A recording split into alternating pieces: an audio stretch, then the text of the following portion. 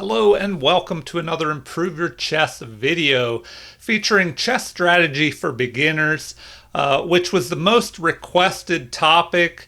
I put out a survey on my community page and strategy was the #1 choice of types of videos that people would like to see in the future. So I'll try and talk more about chess strategy.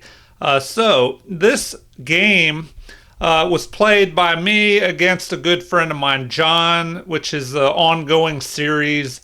He's trying to improve. So let's take a look at this and see what we can learn, especially about chess strategy for beginners. Now, it might be hard to understand the strategy when you look at games of grandmasters because sometimes the games are so complicated. So I'm an intermediate player, and that will probably help me better be able to explain things to beginners because the games won't be quite as complicated. So in this game, I played at 88.6% accuracy versus John's 77.3, which is not too bad. And he had 4 inaccuracies, I had 2. He had 2 mistakes, and I had 1.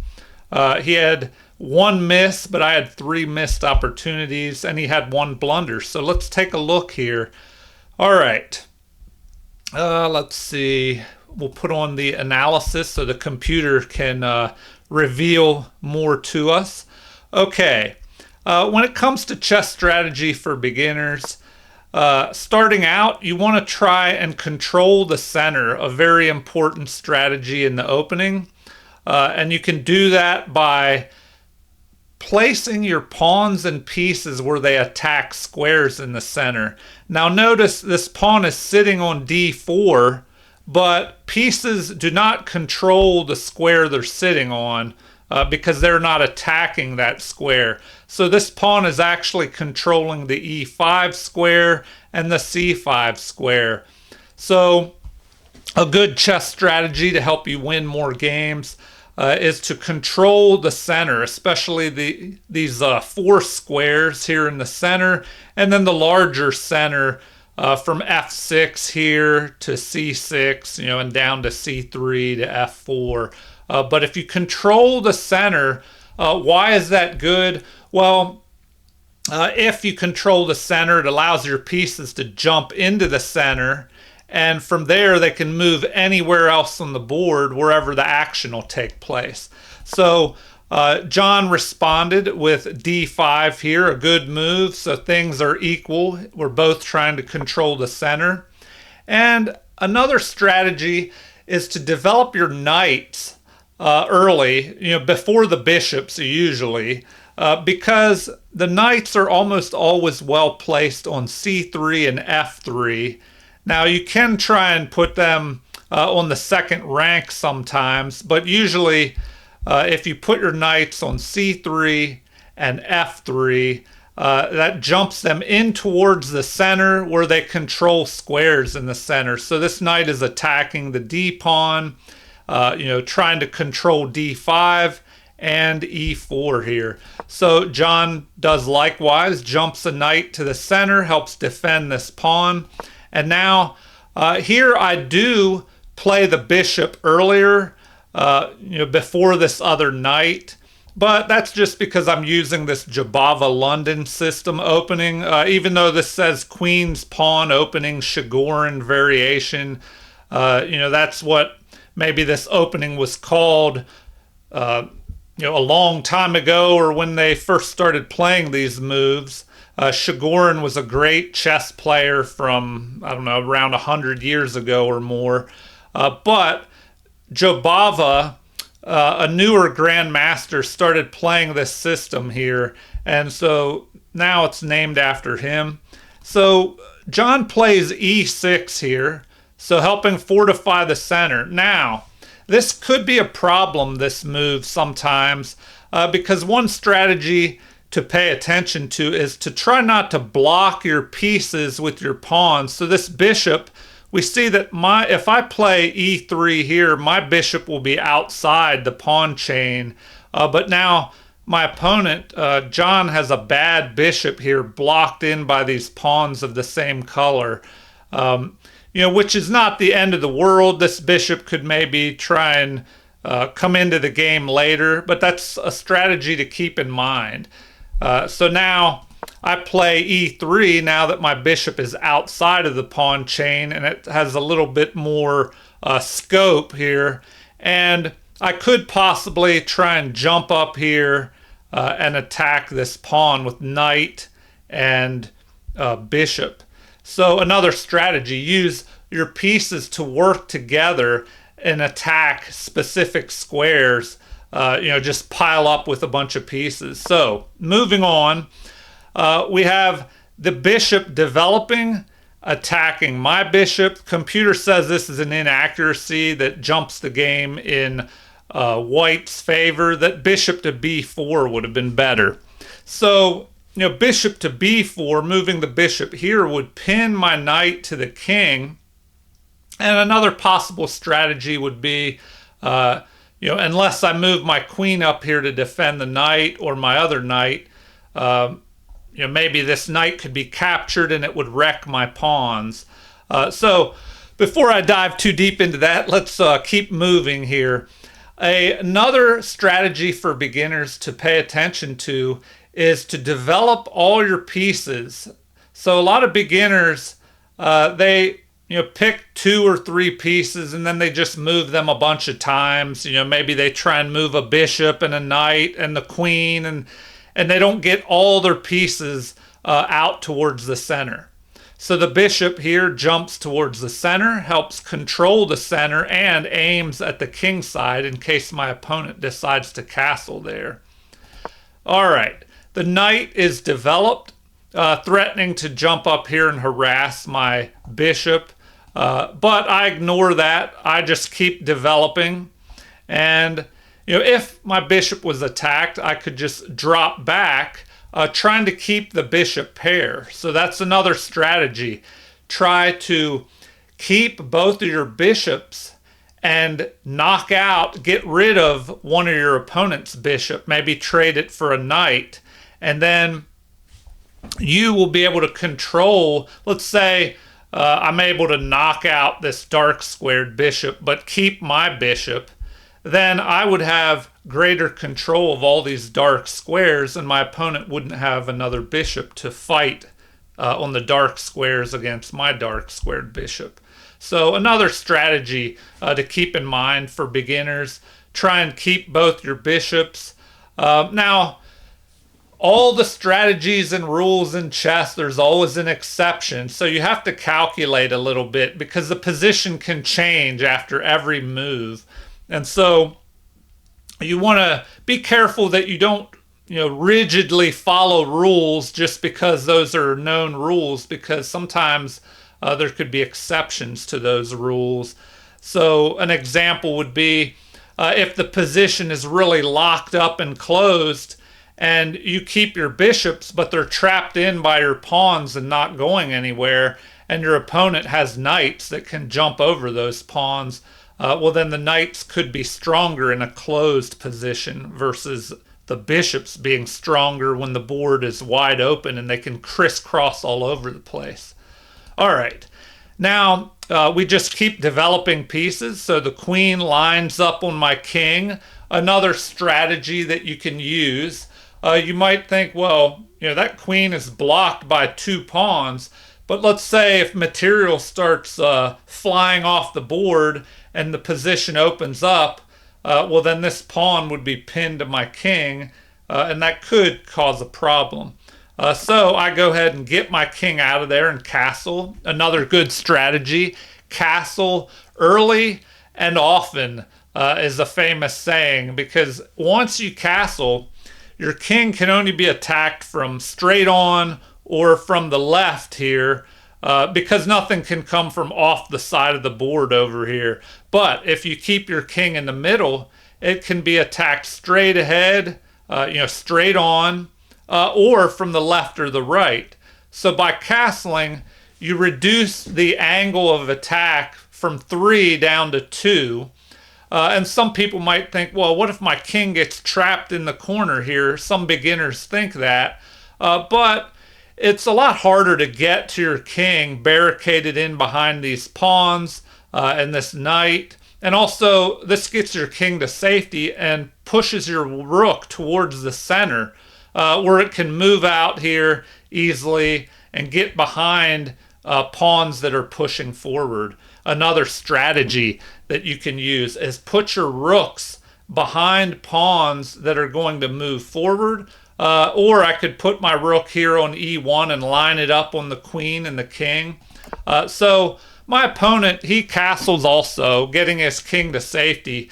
But it looks like the computer preferred that this dark squared bishop should capture my dark squared bishop. Now, I wouldn't be as worried about that, because if he would have captured my bishop and I recapture with this pawn, well, then this pawn on f4 would do a good job of locking down this e5 square and preventing his pawns from moving forward, and that bishop is trapped behind that pawn. So a lot of strategy in chess. And the more you play and go over different games and watch videos, the more you learn, you'll improve. So I used to have a chess computer when I was younger, when I was a teenager, a little computer, and you push the board, push down on the squares, and it lights up and you move the pieces. And it had different levels, and I started at an easy level and worked my way up. And I just, got stuck where I couldn't beat a specific level anymore. And I didn't know what I was doing wrong. So I started reading some chess books, and it was like overnight my chess improved. I learned about strategy and tactics and what to do and not to do. And then I beat that level easily and moved up to the next higher level. So another recommendation for beginners is, study, whatever you can. Just read a little bit about chess, strategy, tactics, look at games of the great players, how they play. But if you're a beginner, chess master games may confuse you. So that's why I decided to play this game, which is, an intermediate player against a beginner player. So here I played a3. The computer says this is a mistake because I should have immediately tried to open the center up here. And, the queen is here. I could open the center. And if the pawns are traded, I could try and bring my rook out and attack the queen. Actually, hold on. Let me take that back. So here, I can't move this pawn yet, because then this bishop would capture me. So the recommendation is to pin. Get the bishop out of the way here. But sometimes the computer, it doesn't know all the specific strategies and opening moves for specific openings. So, it recommends that I play bishop to g5, pinning the knight to the queen, which is another strategy you can use. But, I prefer to leave the bishop here. So moving on, I play this to prevent the pieces from jumping forward, either a bishop pin or the knight attacking my bishop, and to wait and see what my opponent would do. But this may have been a wasted move. So, maybe it would be better to immediately develop my rook. So, rook is played to e8 by my opponent, creating a battery, another strategy that's good to use. Connect your rooks so they can work together, or rook and queen working together. So I jump my queen up here to connect my rooks, but now the game swings back in favor of black here. Now, what should I have done? Once again, it wants this bishop to g5 move, which, I could play that, maybe take this knight and get rid of my bad bishop. But like I said, then I would not have the bishop pair. So the knight jumps forward here. So this is a blunder by my opponent. See if you can tell why this is a blunder. So, pause the video if you got to think about it. Now, why was this move made? I guess to attack my queen. But a strategy that was overlooked here is counting how many pieces are attacking a square. So, maybe my opponent was thinking when the knight was here, he had the knight and the pawn attacking the e4 square, and I only had two defending the square.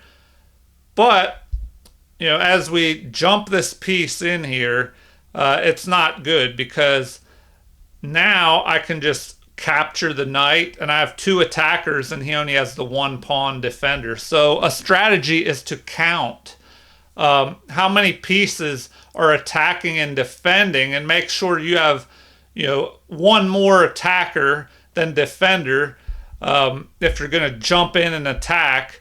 But that also depends on what pieces are doing what. You don't want to jump your queen in there first, even though if you have more attackers than defenders, but then you would just lose a queen. So you have to calculate a little bit.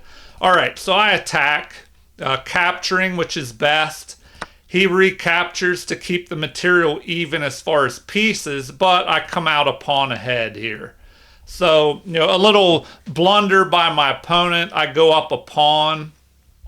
And now it looks like the best move is rook to d8, apparently, to line up on my queen. Interesting. So, but white is ahead by the equivalent of almost 2 pawns at this point. So we have this move. Now, another strategy that you want to keep in mind is if you're behind in material, so black is behind by 1 pawn, you want to try and trade off as many pawns as you can. That way, there are less pawns to deal with in the end game. And if you could get rid of all the pawns except for one, you might be able to hold that 1 pawn back and get a draw in the end of the game. But if there's a lot of pawns still on the board, then that's just a lot more you have to keep an eye on. And also, this bishop is unprotected. So maybe he's trying to open things up so he can attack and grab this bishop. So my best move here would be to just immediately capture this knight. And I didn't quite play the best move. So let's see. We have capture by the pawn. And another strategy, usually it's better to capture with the weakest piece. So instead of the knight or the bishop capturing, the pawn captures first. And then, that'll help you prevent some mistakes sometimes by capturing with the pawns first. But then again, you should always calculate a little bit to make sure that your moves are good. So, this move is a miss. It's still okay. But I should have captured with my bishop, giving up my bishop pair, but breaking up his pawns and doubling them. So another strategy in chess is to create pawn weaknesses by doubling the pawns, breaking them apart. So instead, I should have captured this knight. He would have to recapture with this pawn, and then he would have a weak isolated A pawn and 2 weak isolated doubled pawns here. And then those could be targets of attack for the rest of the game. But instead, I captured here. We have a bishop capture, which is a mistake. So once again, I should knock out this knight. But instead, I capture another missed opportunity. But I'm ahead, so it's not the end of the world. Capture. Now I add the pressure to this knight.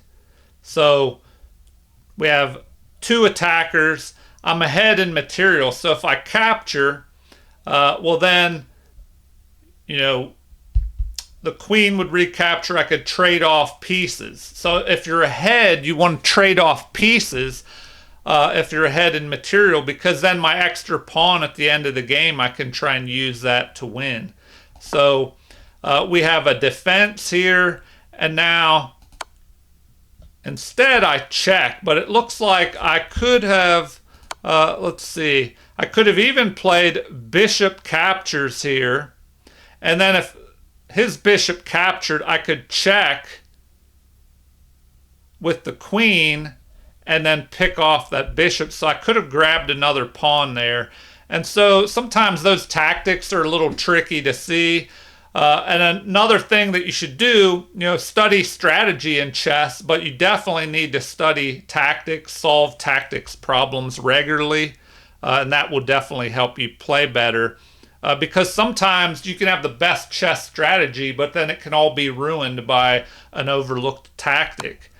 All right, so I check with the bishop instead. I'm still ahead here by over +2. So this runs the king into the corner, and then I decide to trade off more material here. Now, instead of capturing with the queen, my opponent did a good job of avoiding trading off more material. If he captured with the queen, I could just recapture.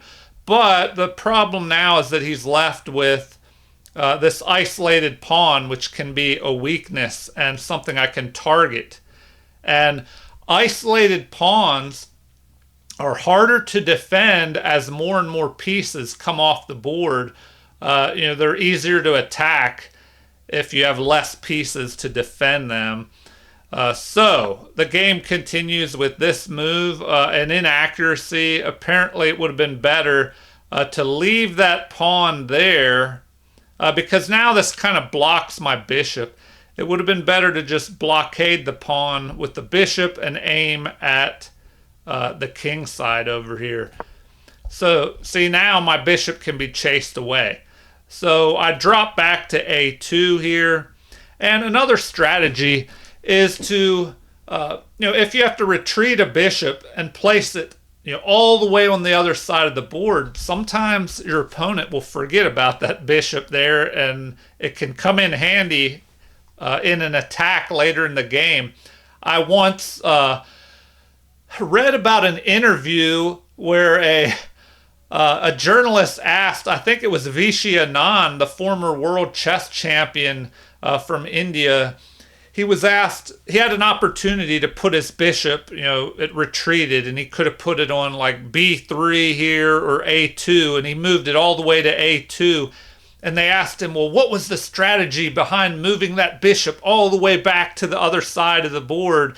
Why did you put it on the edge instead, A2 instead of B3, or some similar situation?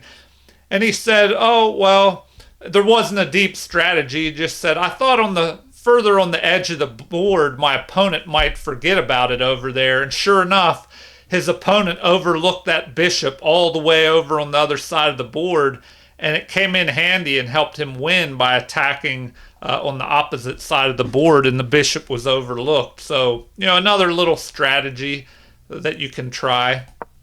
All right, so bishops fighting each other here, but I just trade them off, which is best, getting rid of more material, and it will be harder and harder to defend this pawn as pieces are traded off. So the queen recaptures, and now I activate my rooks. So another strategy with your rooks, try and control the open files. So here immediately it may be best, well, if they fight here, I could maybe try and trade off material, or move my rook up and try and double them. So now we have the computer saying H6, giving the king a little breathing room would be better here.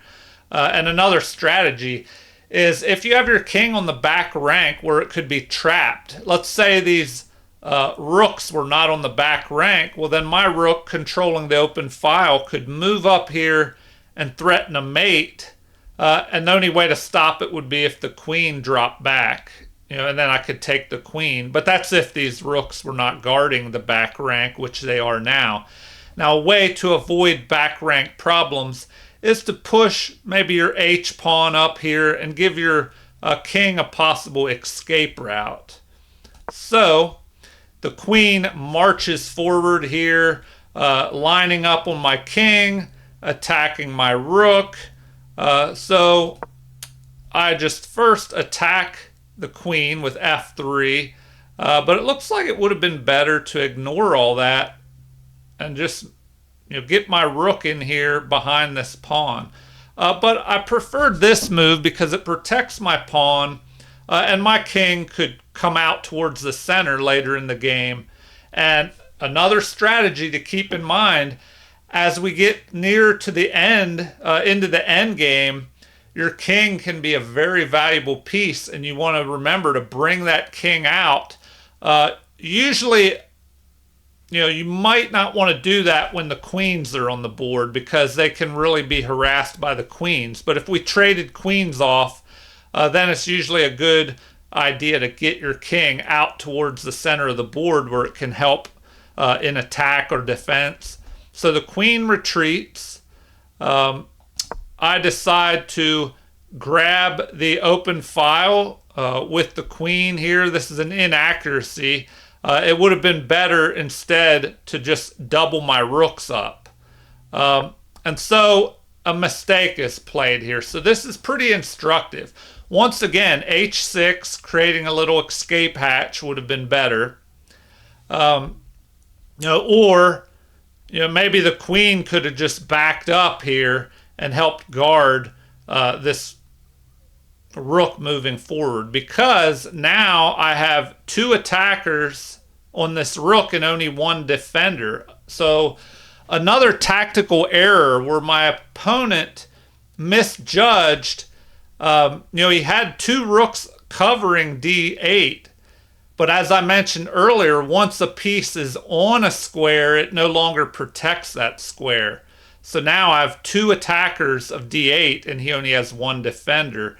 So it looks like I'm giving up my queen, but if he captures, then my rook would capture with check, and the only thing he could do is block with the queen, and then I would get his queen for my rook, and I come out ahead an extra rook. So in order to avoid that, h6 is played. So what do I do here? I attack his queen. I'm ahead in material. I want to trade off more material evenly. I don't want to give up my queen for the rook because he could recapture, and then I would have two rooks for the queen. So now this allows me to trade off queens here. It says rook to e7 is good, but now I'm pretty much winning. So we'll just see how I convert this endgame into a one game. So trade off more material. Now I'm going to use my extra rook to grab the 7th rank. A very important strategy with rooks. You want them to jump into the open file, then you can jump them up to the 7th rank where they're attacking pawns. But before I just go picking off pawns, because if I would just grab one, so first my opponent's move. He pushes this forward because I was attacking it. Now I could go after this other pawn, but then my opponent could try and grab the open file and come down into my 7th rank, and then I would be stuck playing defense. But I do have the extra rook, but why not just avoid that? So I double rooks, and that's the best move. Now, this is important rook strategy. Grab the open file, take control of it, then double your rooks up. Now, I will try and move one rook on the 7th rank and bring the other rook to the 7th rank. And if you can get both of your rooks on the 7th rank, you can do a lot of damage. So he just pushes forward. He probably should have pushed this pawn forward. Yes, a5 would have been a better move. But no matter what, I'm winning. So I capture, the best move. He just pushes forward. Now I could just play h4, but instead I grab the 7th rank with both of my rooks, which is still an excellent move. I'm threatening this pawn, so he defends. And another strategy with rooks, you want your rooks to be active, attacking, going after your opponent's material, pawns, the king, whatever, instead of passively defending. So now this rook is just stuck playing defense and it's not doing much of anything. I mean, sure, it's lined up on my king here, but that's not really doing much. So now I jump my rook in here and fork these pawns. So he defends this one, but I capture the other one. Once again, I could have played h4 to chase his rook away and then picked off the center pawn. But either way, I'm grabbing pawns here. I grab another one. Now I can attack his king. If he blocks, I would trade off his final rook, but he blocks with the pawn. So now I go after this pawn. So this is just a good example of strategy that you can use with your rooks to make them more active and attack your opponent's position. And this is an extreme example because it's 2 rooks versus 1. But now he pushes forward, threatening to pick off this pawn. But that was a mistake because now I'm able to grab his rook and there's nothing he can do here. So, what should he have done here? Let's see if I go back. Yeah, it looks like his only option is to just capture, but then he would just be down a rook. So the game ended with capture, pawn captures, and now I push this forward to guard this pawn, or excuse me, use the pawn to guard the rook, so the other one will be free to attack. So he jumps forward, I move up here to go after this pawn, and now it says this is an excellent move, but he might have lasted a little bit longer if he went towards the center. But now I'm able to capture, and his only move is to back up here, and that allows a mate. So there you have it, a good strategy on how you can use your rooks in the endgame, and especially if you get up in material, like 2 rooks to 1. Hopefully this will help you, all beginners out there, on how you can really use those rooks to your advantage. Because sometimes beginners, especially, they kind of neglect their rooks and they let them sit back in the corner and they don't do much. All right, well, please feel free to leave any comments, like and subscribe for those that haven't already. Thank you for watching, and have a super chess day.